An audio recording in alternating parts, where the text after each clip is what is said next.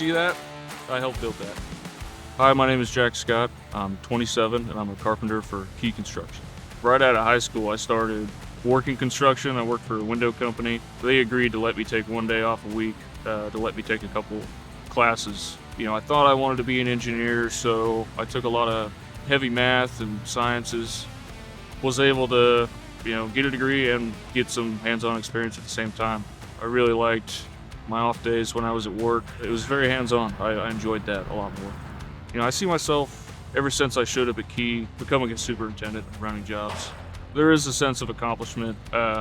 It's very rewarding at the end after a big project is completed and knowing that you had a big part in that project.